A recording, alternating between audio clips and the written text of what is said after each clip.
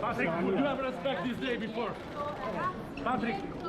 Mobbed by reporters, flanked by police officers, and wearing a smart blue suit with a red tie, Patrick Zaki gives a thumbs up and a broad smile to the cameras as he is taken to a car waiting outside Malpensa Airport in Italy. Smiling once more, he tells the journalists, "See you in Bologna." Patrick, just one more, please. The return of Patrick Zaki to Egypt on July 23rd was welcome news and a rare win for human rights defenders in Egypt. It also shone a light on the abuses that have happened in Egypt. This week, why was Patrick Zaki pardoned by Egypt's president? What does his release mean for human rights in the country? And can the national dialogue help steer the nation away from authoritarian rule and back to democracy? I'm Hugo Goodridge, and you're listening to The New Arab Voice.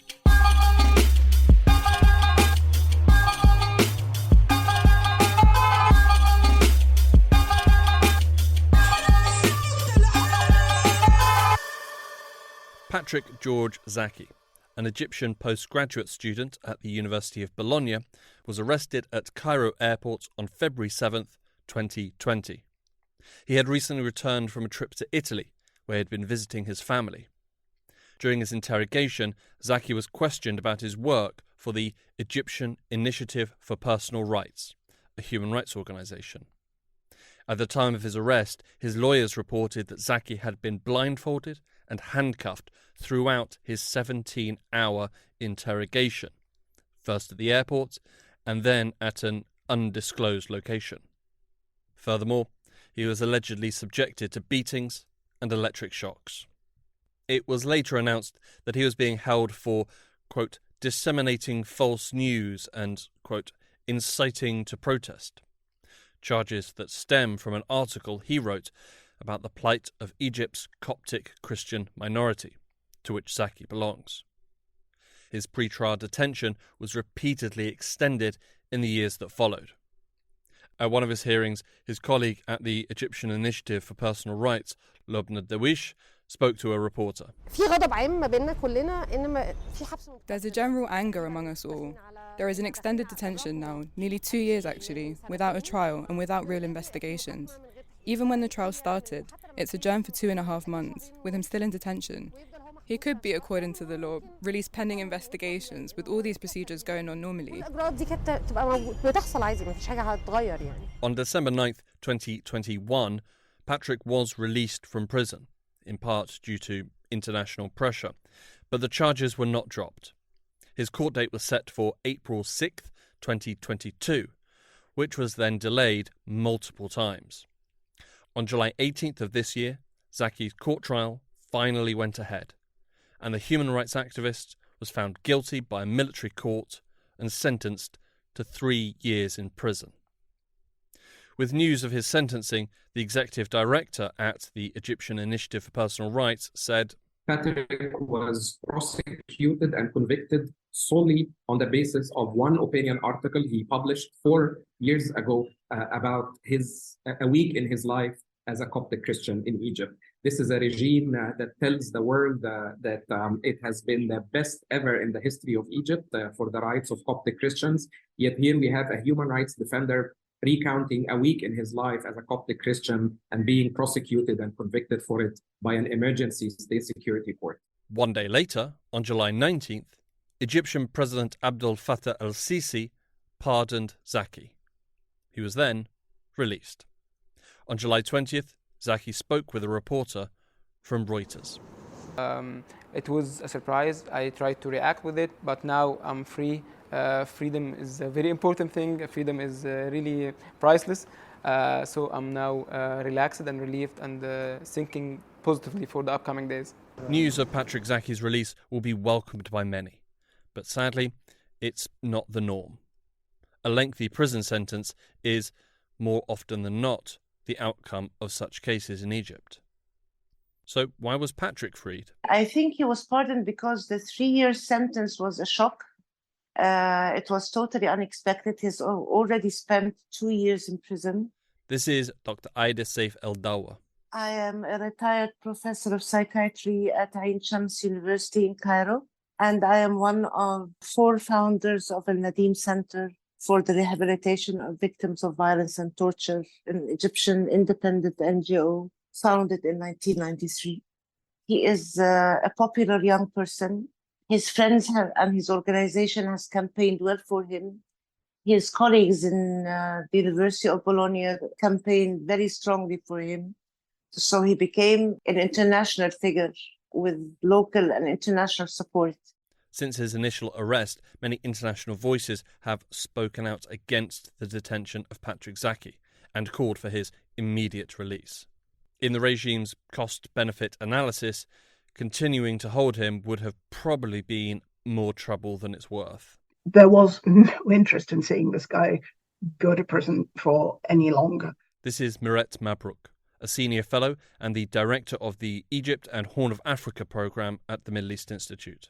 And you want to bear in mind that I think it was on the table that he was going to be found guilty by the military court because that's what it was. But because of the nature of that ruling, because in this military there is no appeal, and the only person who can pardon him is the president, and it was on the books the president pardon him so that they can close up the file and have him sent back to Italy. So that was on the books. Despite the relief brought by his release, Patrick is just one detainee, one of an estimated 60,000 political prisoners held in Egypt. Dr. Ida again. It is a daily concern, and not only the civil and political rights, but also the economic rights, the right to safety. It is a daily concern, an extreme daily concern. It is not true that Egyptians are not speaking out.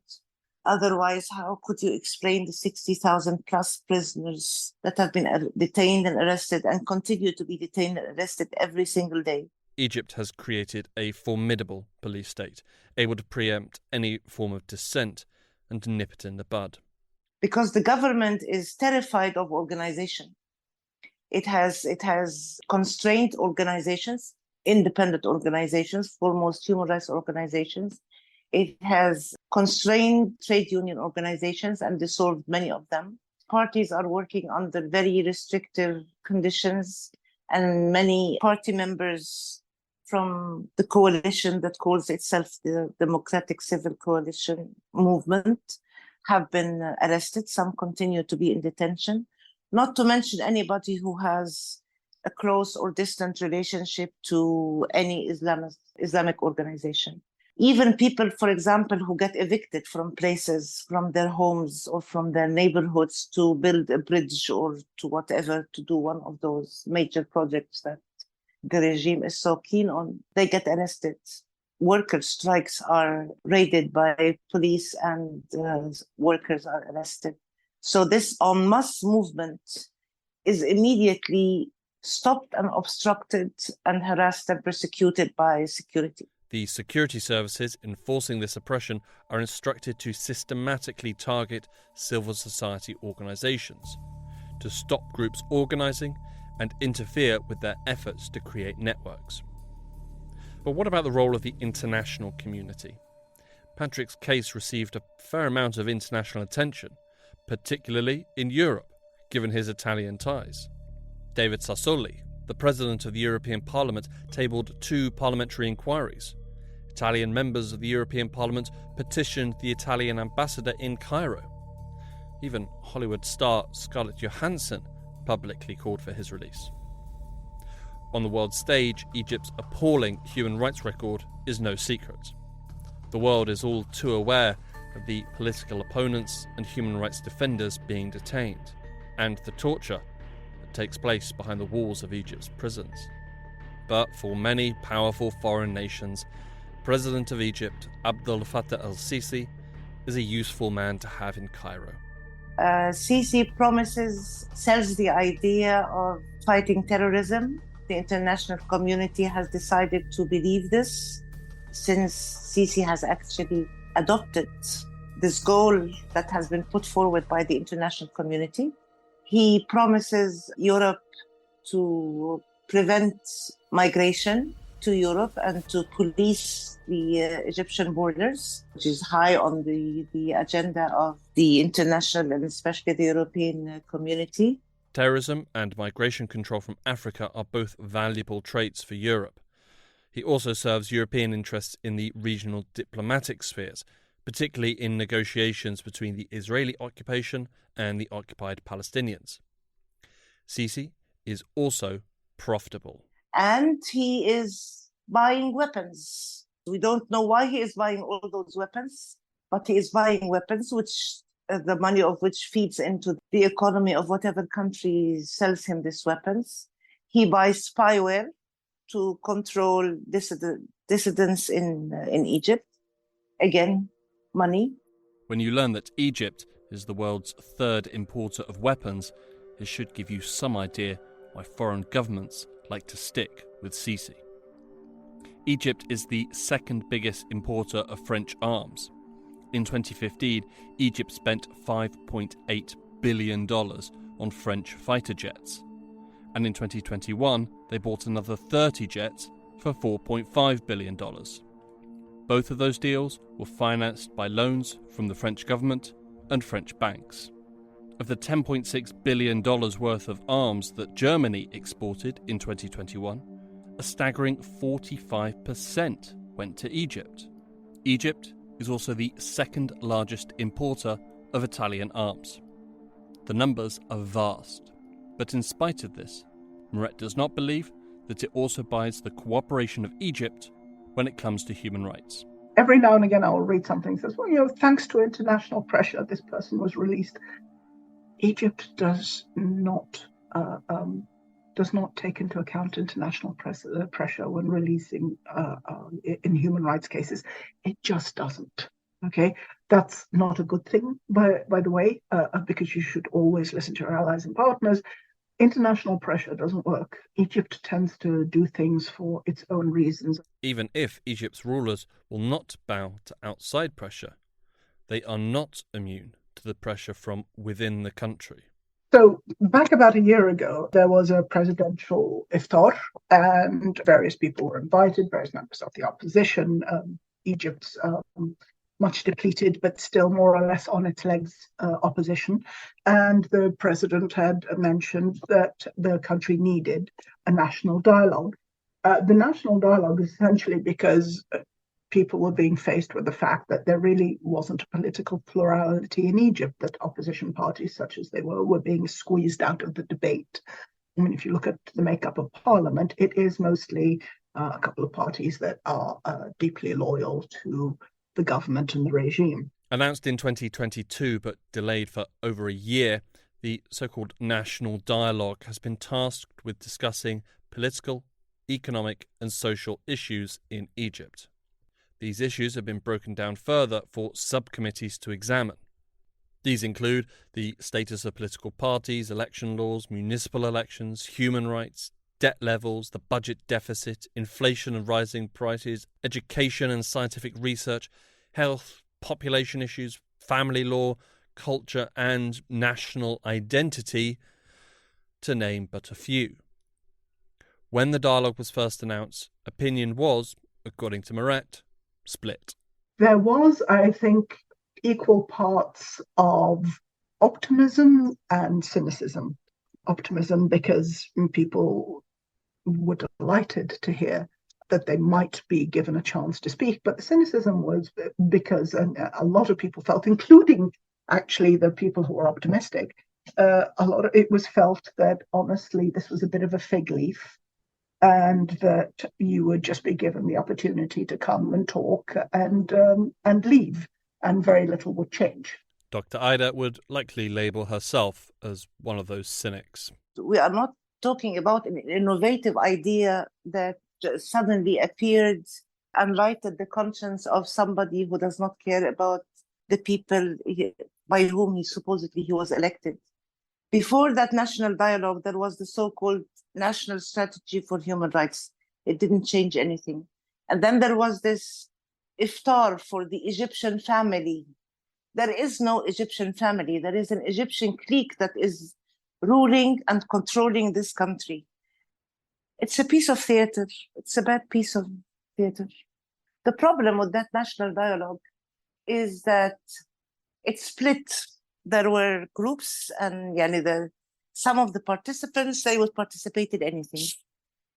But it also split parties. It split human rights activists between those who believed that if they participate in that dialogue, they are going to speed up the release of detainees, and between those who considered this just another attempt to beautify the image of el-Sisi before the 2024 elections.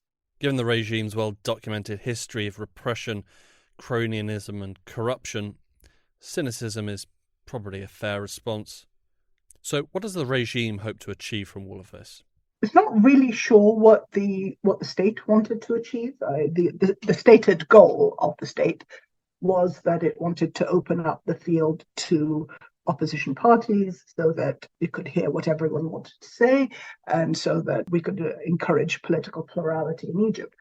The opposition, before they sat down, had some demands. They said, well, we want to feel that you're being serious, so we would like the equivalent of a proof of life in a kidnapping, if you like. We would like you to, let's say, release some prisoners, because one of the biggest problems with the opposition was members of the opposition are routinely being arrested and detained. And I said, we can't, in all good faith, we can't sit at the same table unless we have a release of political prisoners. And they were told, okay, we can work on that. And work on it they did. In April 2022, the same month that the president announced the national dialogue, an Egyptian pardon committee was re-established. The Geneva-based human rights organisation Committee for Justice documented the release of 754 detainees in cases related to freedom of conscience.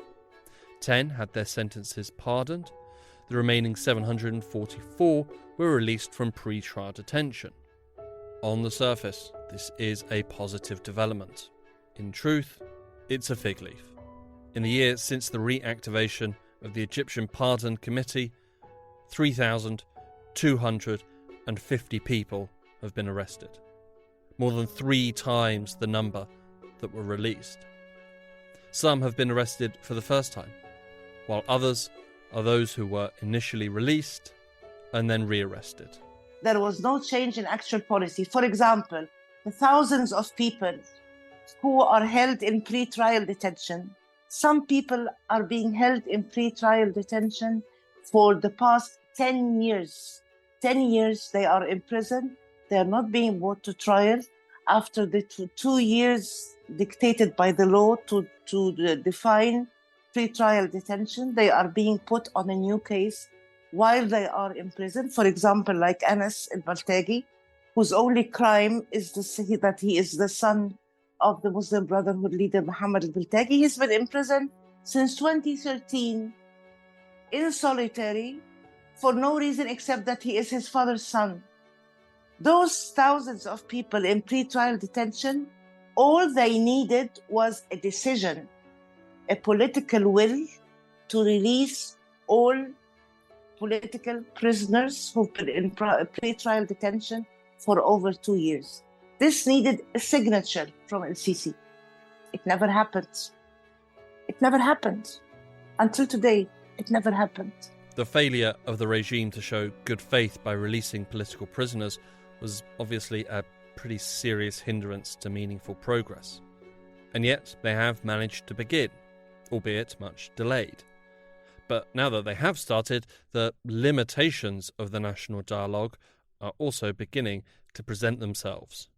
What you're seeing now is not so much a dialogue as a forum, in the sense that originally the people taking part had been told that there would be about 30 people taking part so that you could put forward arguments and have discussions and stuff. What they're finding is there are about 60 to 70 people taking part. So you can have discussions that go on for 6 and 7 hours, and they're not actually even discussions. They're more small speeches for a few minutes to put forward a point of view, and then you move on to the next one, because if you've got 70 people speaking, it's problematic. Ahead of the national dialogue, it was said that the sessions would be broadcast live. This did not transpire, and instead an edited version of events are being presented to the general public. If the national dialogue can work through its limitations and make some recommendations, then they will only ever be that. Recommendations. If whatever recommendations were made by the opposition blocs are put on the table, if they do not fit into what the government feels is appropriate at the moment, nothing is going to happen. All right. The situation at the moment is quite delicate. It's difficult. It's quite delicate. This is not going to be the case where the government is going to throw the doors open and, throw it open to a big public debate. They're scrambling on what they're doing now. It might be easy to put these problems down to poor planning or an ill-conceived execution, but the truth is likely more complicated. For the ruling regime, in spite of all their power, there is a real concern about a potential Pandora's box that they might have opened. I don't think it's a case for this is an attempt to prevent change, because you want to bear in mind that the change that will come about will be the change that the regime feels that it can deal with. So there are always going to be limitations.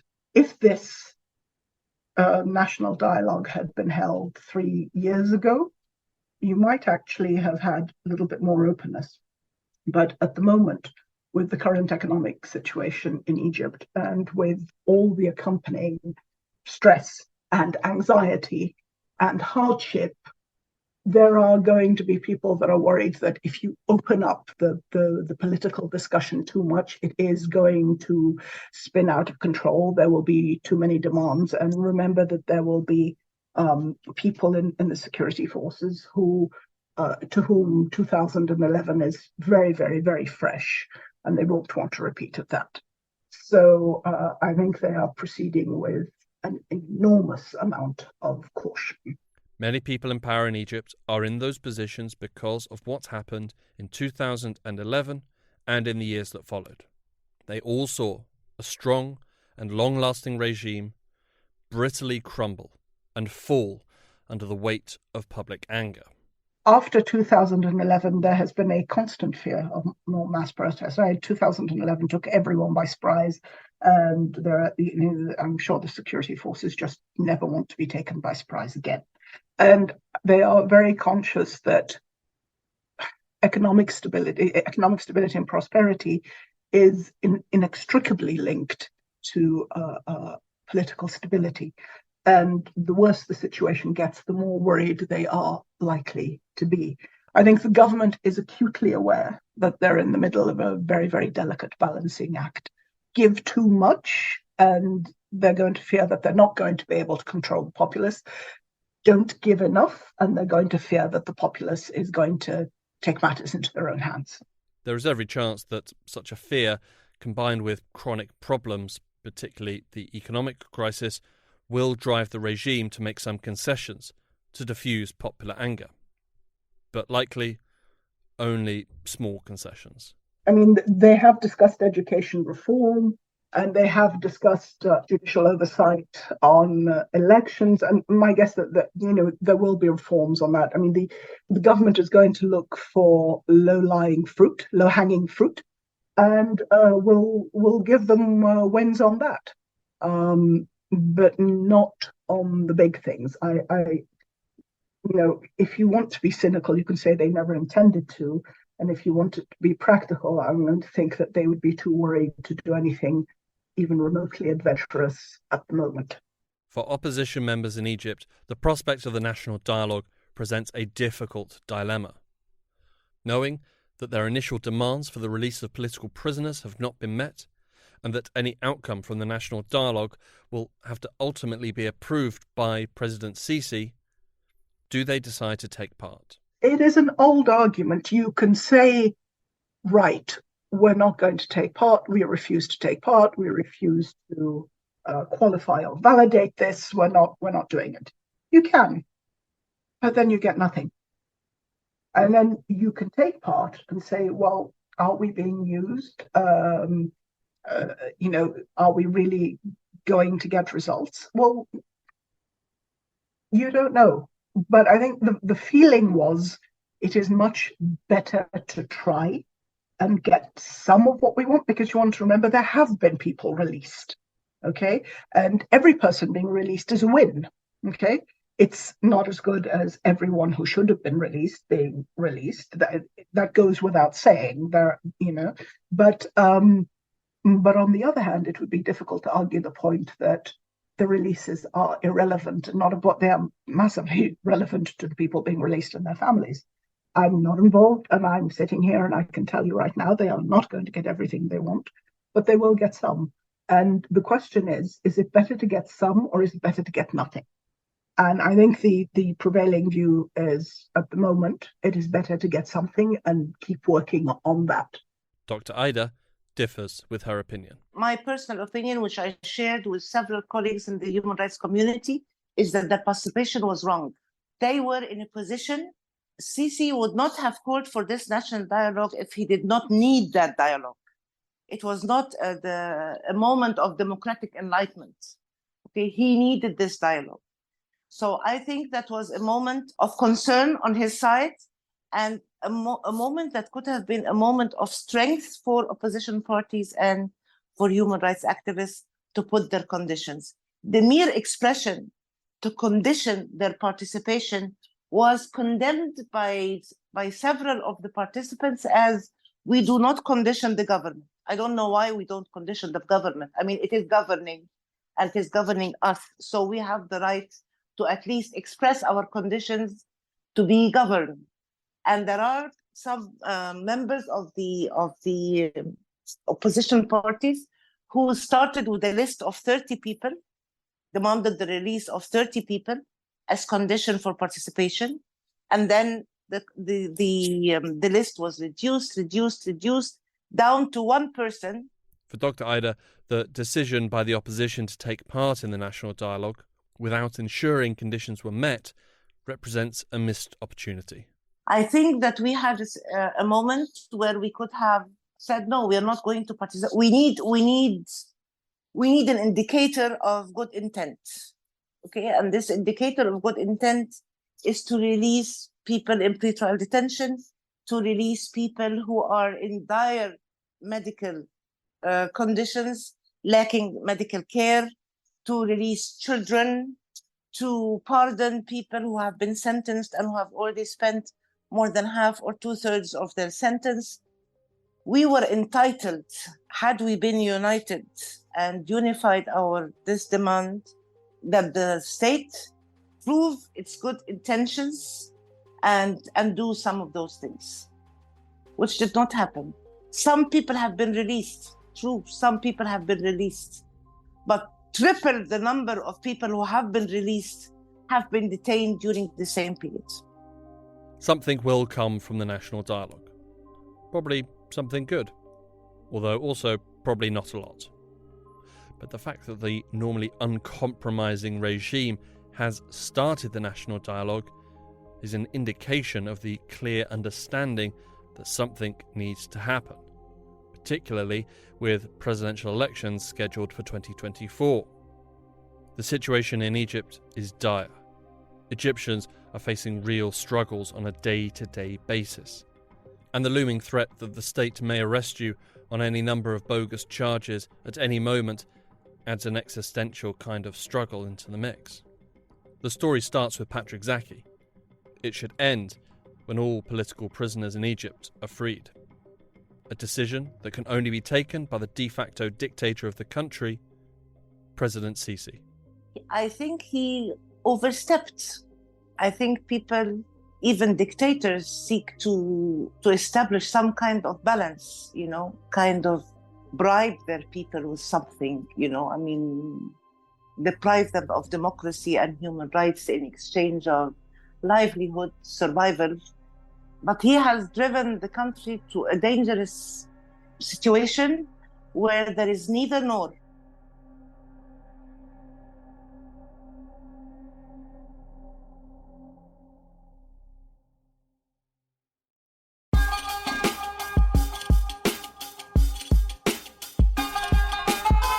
This episode of The New Arab Voice was written and produced by me, Hugo Goodridge. Our theme music was by Omar El Fil. The New Arab Voice will be back next week. Until then, you can find all our previous episodes on all major podcast platforms. You can also check out our Instagram page and Twitter accounts, both at The New Arab Voice, for additional content. We also have a weekly newsletter which you can sign up for. Find the link in the show notes. You can subscribe to the podcast so you never miss an episode, and you can also rate and review, which helps us spread the word. Don't forget to follow The New Arab on Facebook, Twitter and Instagram for all the latest news, analysis and opinion from the region.